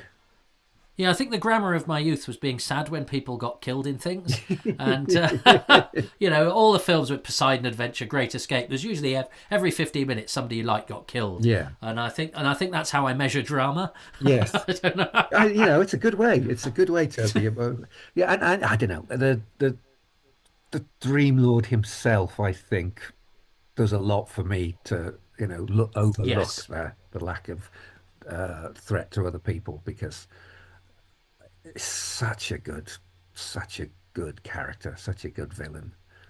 absolutely. No, he's great. Well, and what I love about this is that speaking to somebody who really loves an episode, it makes you automatically go, yeah, why didn't I think of that? Or I feel slightly guilty that I haven't given it a chance for doing that. And obviously also things that I will have missed because I've been gassing on. So thanks for that, John. I thought that was that has made me now go and want to watch it for pleasure rather than to chunter over. My work So here is done. well, remind us again in your own words. Exterminate, regenerate. How many titles did you go through before you? It's a great Well, it title. was a sort of slightly legal one. It was, I first thought it'd be great if I could just have a book called Doctor Who, the biography. I'd have loved to have done that. But the danger was that would pass itself off as an official book. So I wasn't legally allowed to have the words Doctor Who in the actual title. In the subtitle, sure, that's fine. But in the actual title. So then I thought, what are the most Doctor Who-y words I could have? Basically, Ha! the, It's brilliant. standard English words that you're allowed to use, but they're just Doctor Who, and it's the yin yang of the whole thing, really. Death and That rebirth. constant Yeah, death and rebirth, that constant growth and change, and that's at the heart of the series and at the heart of the character. It seemed to work well. Although I'll be doing book talks, and we've got badges, exterminate and regenerate badges, and weirdly, people take the exterminate ones and not the regenerate ones.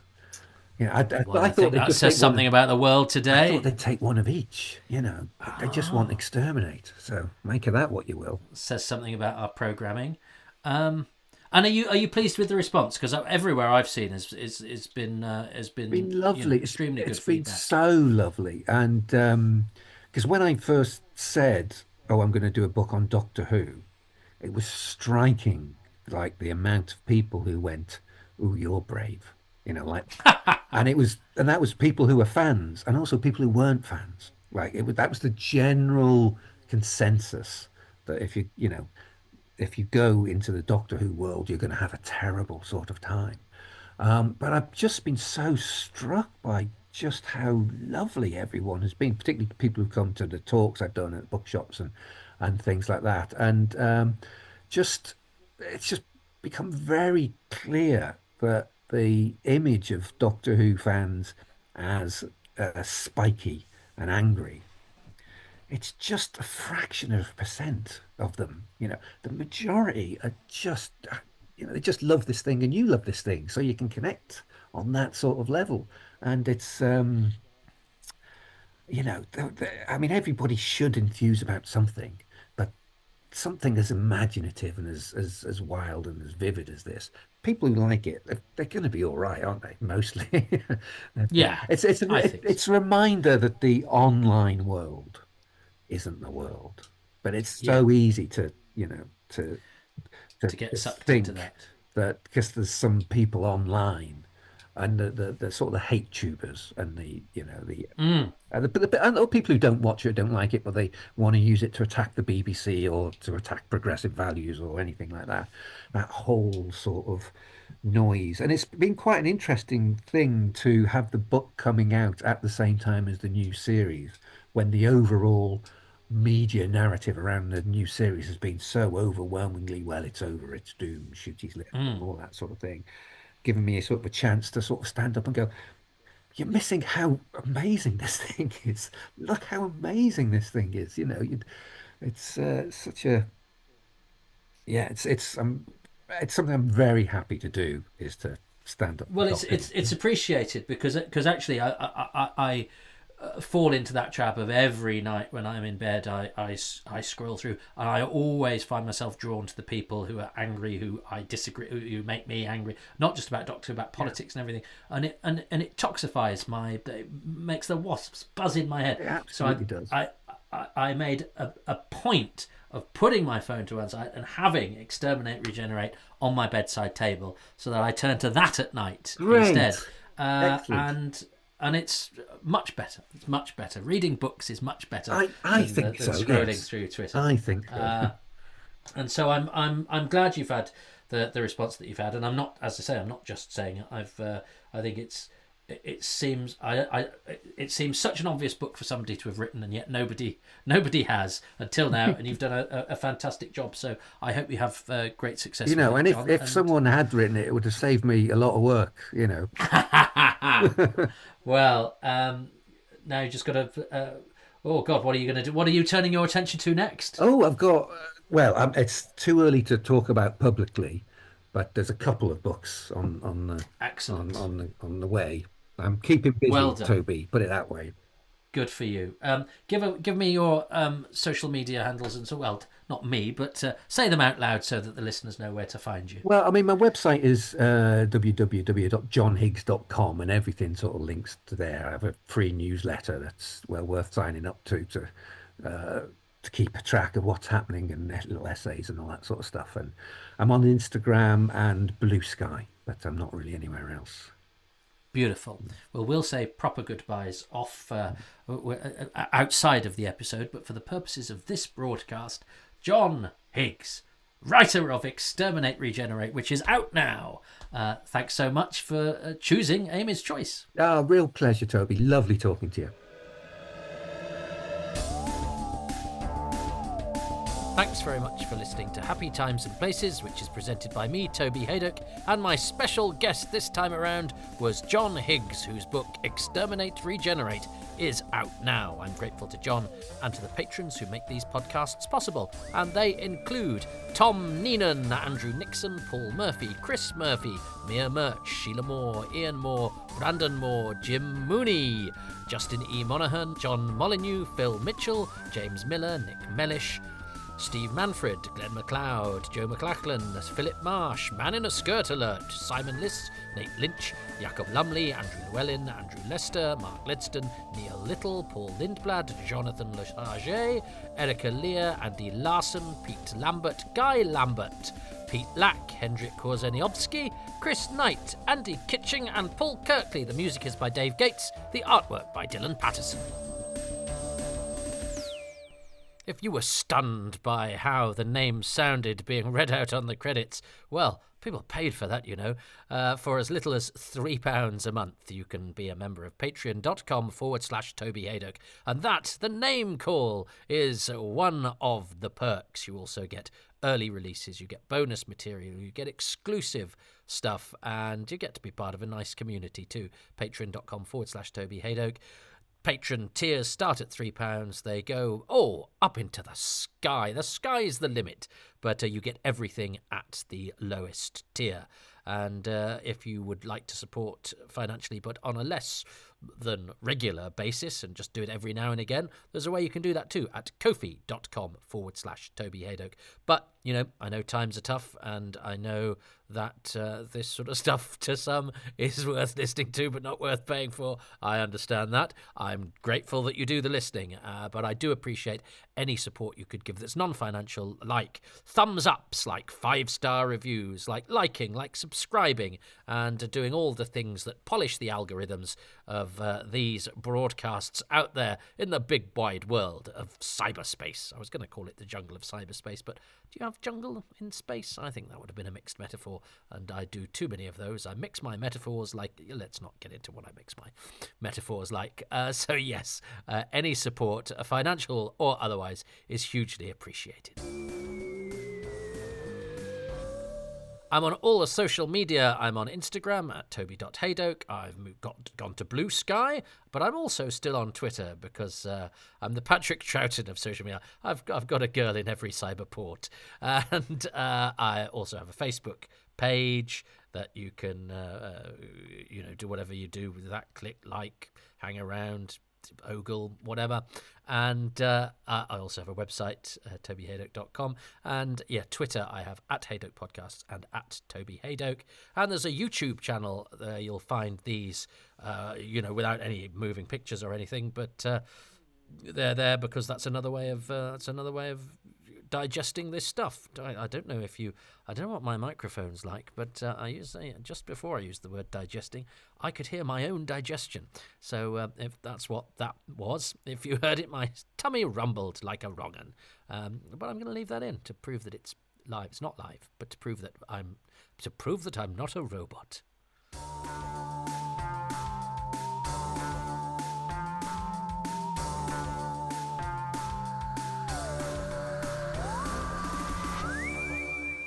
And there we are. That's quite a long one, but it's quite nice to get somebody on sometimes, isn't it, to plug a book? And I'll plug my book, The Quatermass Experiment, which is out on May the 12th. So do pre-order that from 10 Acre Films. And I'm zonked, so I will leave that there. But I will wish you well. And for the aficionados out there, this bit I'm recording in what's left of my old studio downstairs. And I wonder if you'd spotted that. The opening and closing titles and this bit.